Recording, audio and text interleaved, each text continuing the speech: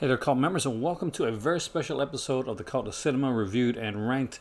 This is a really, really good one. We're looking at 4 Umbrella Entertainment releases, but 5 films in total, and this is going to be a lot of fun. Now, if you saw the last video that I did on Umbrella releases, it's been a while, but fortunately, I got some new stuff in. I was able to take the time and watch it. I know there was a couple of weeks ago that I got these, but I got these just before I went on vacation. But I've been able to come back and check all these out, and I wanted to do so and just really kind of dive into them, the features and stuff like that, so I can do a solid review and rank for you guys. And we start off with one of the Video Nasties. Oh yes, we have a Video Nasty here, an Ozploitation classic by John DeLamont.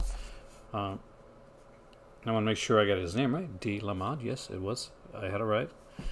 From the guy that brought you movies like Felicity, is this very unique style film, and that is Nightmares. Now, I cannot show you the back of this because Nightmares is John DeLamont's like slasher film, but it is filled with nudity and violence and a bit of insanity and actors that went on to actually kind of do some stuff. Now, on the inside of this, I can show you the inside part of this box because it is really cool. This is Hit Nightmare right here, not Nightmare in a Damaged Brain, which was done in 1981.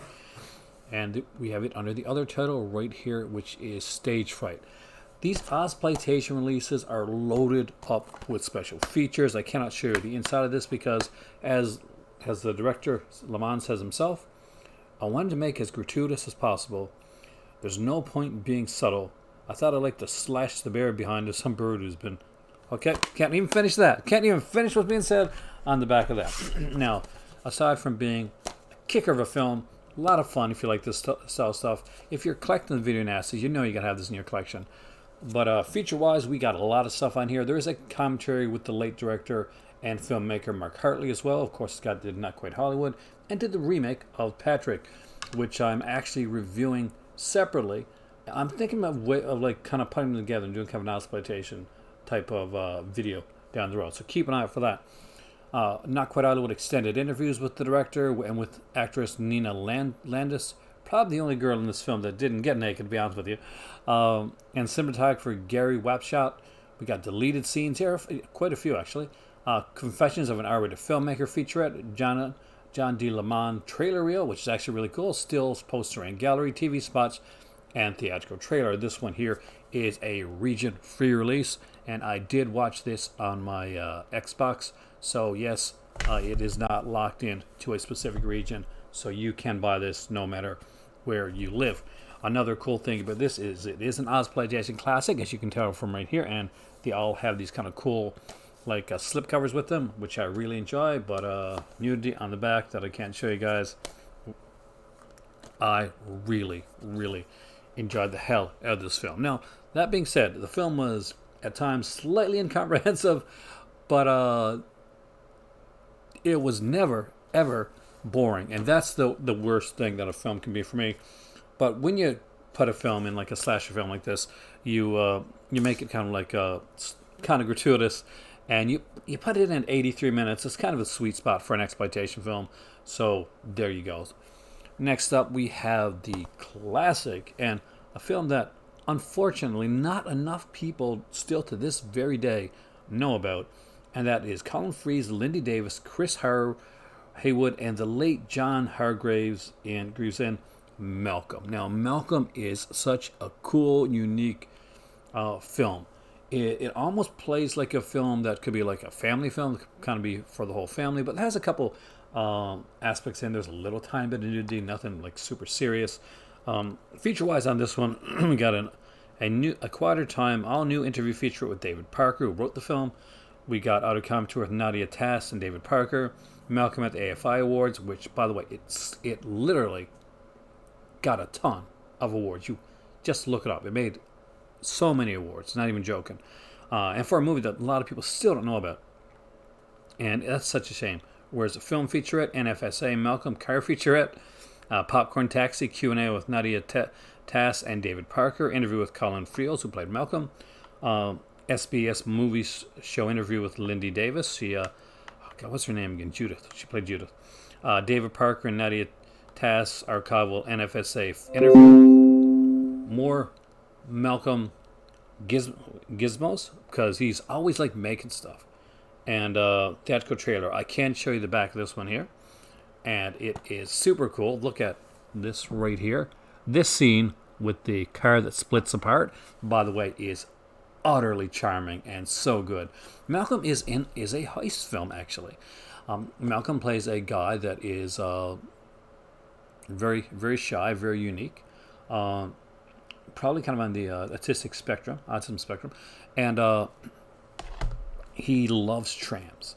He loves trams. He loves making things. He knows everything about them, and he's a genius when it comes to making these electronic items and equipment. You'll see it all throughout the film.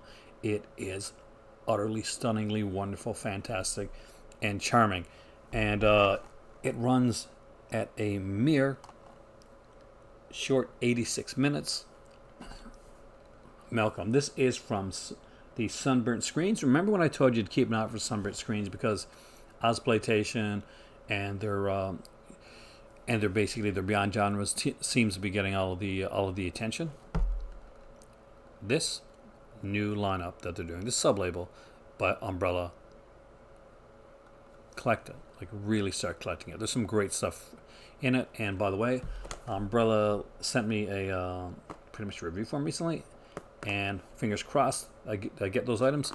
And when I do, there are some Sunburnt Screen Entertainment stuff in there as well. And I can tell you right now, it is going to change your mind if you have not yet jumped on the train. I did it on purpose for collecting these here. Next up is the Hardboiled Film Noir Classic line, and we have The Sniper. The Sniper is a really freaking good movie, man. This was one of the movies that was picked out at the time when I think it was Sony or Columbia when we were doing like this kind of these noir box sets, and basically with DVD sets. And Christopher Nolan was like choosing films, and this was one of the ones that was chosen. That we get like features on here, introduction to the film of Martin Scorsese. We get an auto commentary by author Eddie Muller, of course, renowned for his knowledge on film noir. There's a film noir trailer collection, which is really cool, and we get the original theatrical trailer here as well. This is a really good, really solid film. Again, a black and white film. It's film noir, right? Running at 88 minutes. The Sniper is different than you think it's going to be. I really enjoyed this. It was kind of intense, kind of a bit white knuckle, and I loved it. Arthur Franz does a really good job in his portrayal in this film here, and it is different because the sniper, it's not just he's not just a sniper. When they look at this guy as a sniper, he's looked at as a not just, whoa, I got stuff falling in the background, not just as a criminal, but like as a sex criminal. And if you think I'm joking, I am so not. You see it because it's one worth seeing. We follow this up. Last but not least, we have a double feature, a retro sci-fi double feature. Really good stuff for the upcoming Halloween time. And these kind of freak me out a bit because I am kind of arachnophobic. So we got Tarantula here, which I remember seeing when I was a kid. And we got, of course, The Incredible Shrinking Man, another fantastic film. Both of these films are really, really good. And altogether, what's the running time here on these? 80 minutes for one and 81 minutes on. Are these not the sweet spots? So many movies nowadays are made so much longer than they need to be. No, not the case with any of these films, any of these 5 films that we saw today. These are really, really good movies. You're not going to be bored. You are never going to feel like you got to go out and get some tea, get some snacks. Get your snacks ahead of time because these movies run at a pretty quick clip, and they kind of just snap along there, and I utterly adore that. Tarantula is a really fun film, even for an arachnophobe like me, as is The Incredible Shrinking Man. Love the scene with the cat, as always. There is a Do the Stomp trailer reel on here, and the original theatrical trailers for the films as well. There is some really, really good stuff. I don't think there's a lot that I really need to say about both these films. They're both directed by Jack Arnold. They are really, really fun sci-fi films, and I 100% recommend them. Now, doing a review and rank for films that are actually all this good and this varied can often be really hard for me. And I watched all of these films, and I watched the last one tonight for the second time with my cousin Roger. And we went through some of the features, and it really won me over. So I can honestly recommend every single one of these films without any hesitation at all. But in fourth place, and I hasten to do this because this is such a damn good film,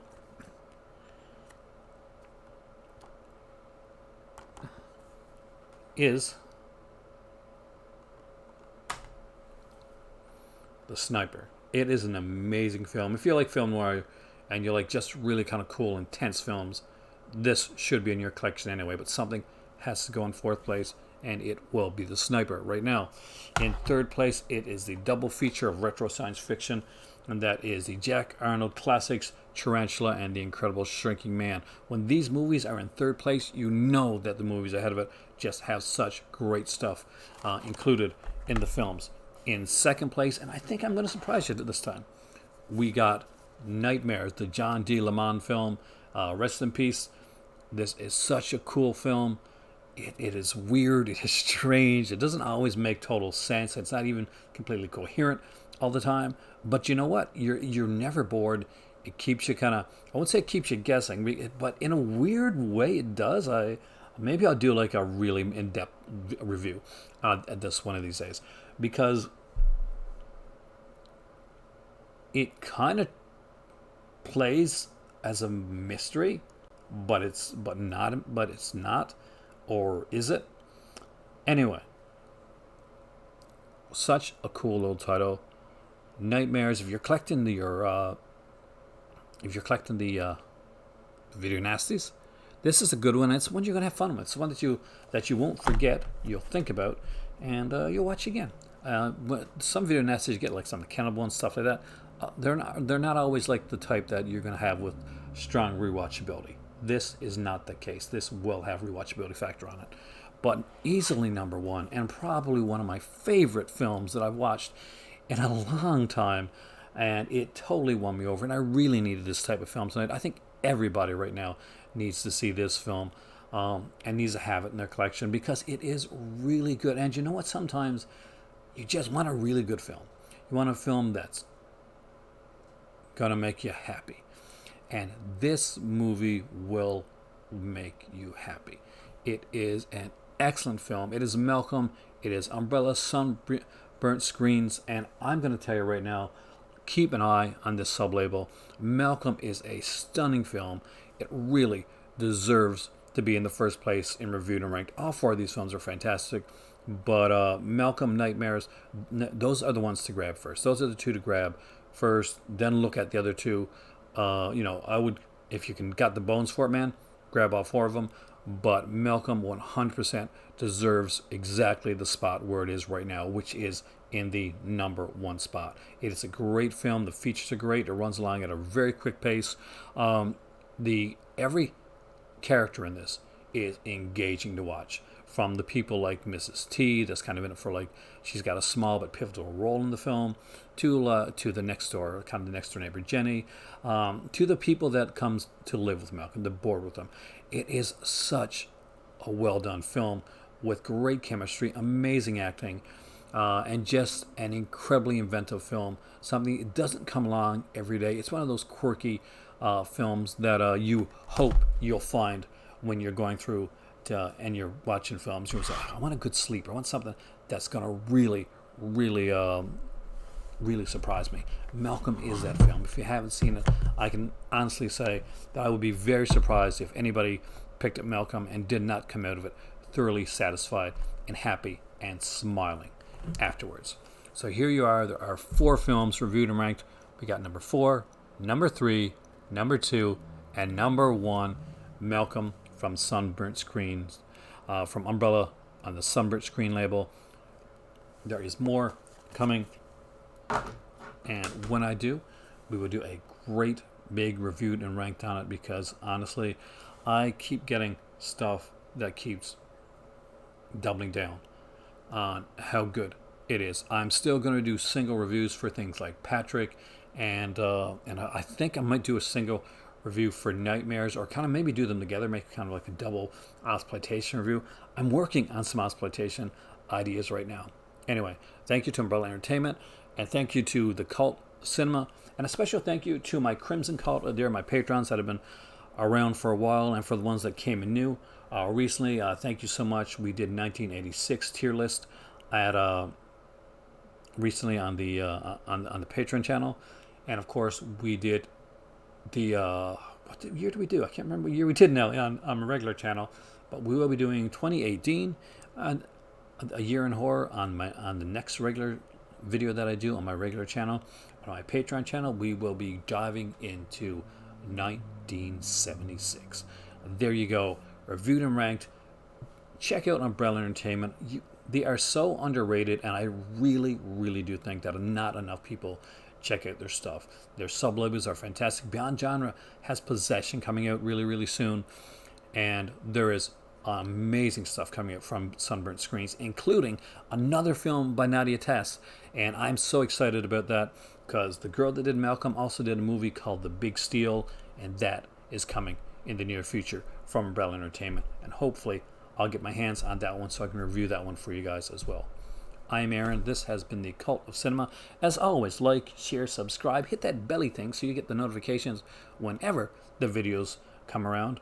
And I want to thank you so much again for coming in, for being here for a video that wasn't live. I always appreciate when guys come in, and for that. So everybody out there, be happy, be kind, because it doesn't cost a cent to be kind.